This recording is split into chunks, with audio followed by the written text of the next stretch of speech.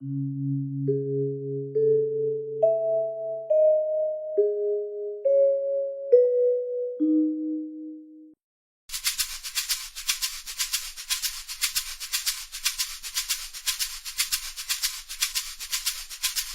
Schopenhauer was a German 19th century philosopher who deserves to be remembered today for the insights contained in his great work, The World as Will and Representation. Schopenhauer was the first serious Western philosopher to get interested in Buddhism, and his thought can best be read as a Western reinterpretation and response to the enlightened pessimism found in Buddhist thought. In my 17th year, he wrote in an autobiographical text, I was gripped by the misery of life, as the Buddha had been in his youth, when he saw sickness, old age, pain and death everywhere.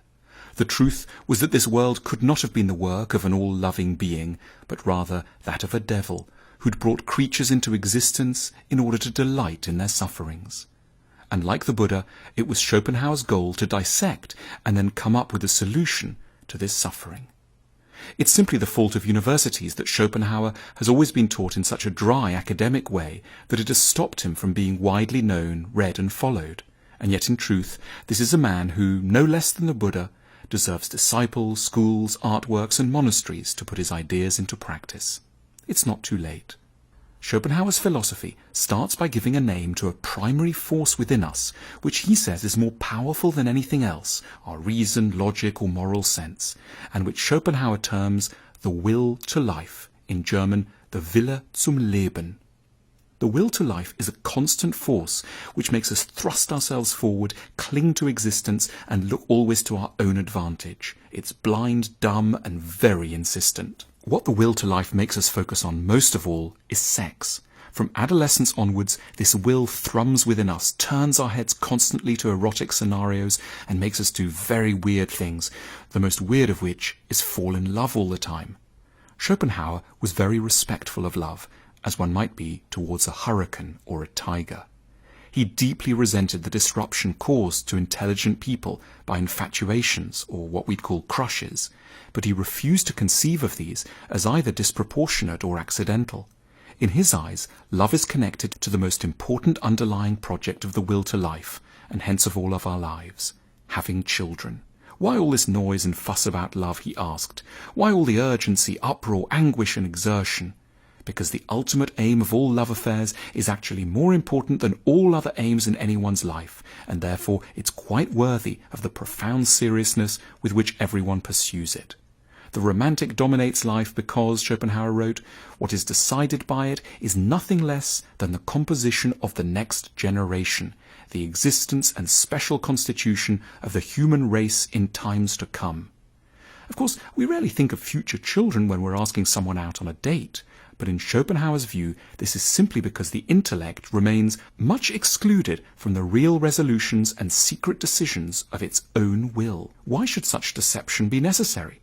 Because for Schopenhauer, we would never reliably to reproduce unless we had first, quite literally, lost our minds. This was a man deeply opposed to the boredom, routine, expense, and sheer sacrifice of having children. Furthermore, Schopenhauer argued that most of the time, if our intellect were properly in charge of choosing who we could fall in love with, we would pick very different people to the ones we actually end up with. But we're ultimately driven to fall in love not with anyone we'll just get on with well, but with people whom the will to life recognizes as ideal partners for the project of producing what Schopenhauer bluntly called balanced children. All of us are a little bit unbalanced ourselves, he thought. We're a bit too masculine or too feminine, too tall or too short, too rational or too impulsive. If such imbalances were allowed to persist or were aggravated in the next generation, the human race would, within a short time, sink into oddity. The will to life must therefore push us towards people who can, on account of their compensating imbalances, cancel out our own issues. A large nose combined with a button nose promise a perfect nose.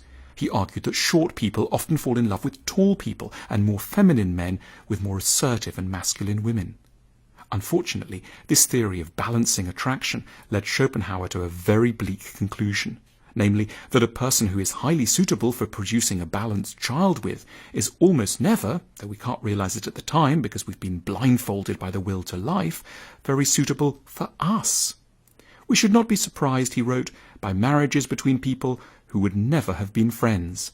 Love casts itself on people who, apart from sex, would be hateful, contemptible, and even abhorrent to us. The will to life's ability to further its own ends rather than our happiness may, Schopenhauer implied, be sensed with particular clarity in that rather scary, lonely moment just after orgasm.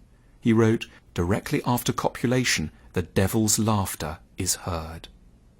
Watching the human spectacle, Schopenhauer felt deeply sorry for us. We're all just like animals, except because of our greater self-awareness, far more unhappy than animals.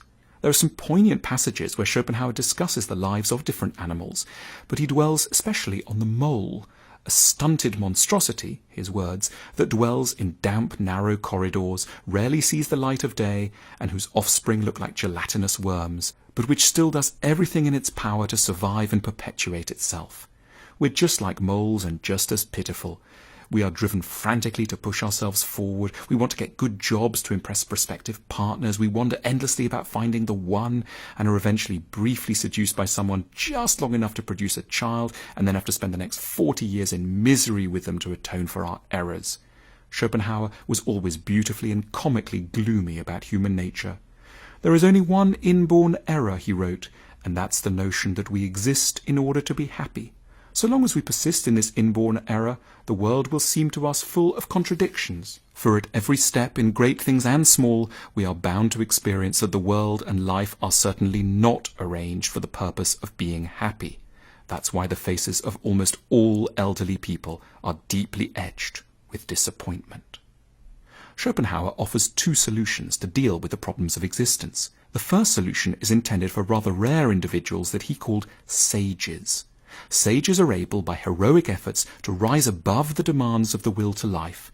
They see the natural drives within themselves towards selfishness, sex, and vanity, and override them. They overcome their desires, live alone, often away from big cities, never marry, and can quell their appetites for fame and status.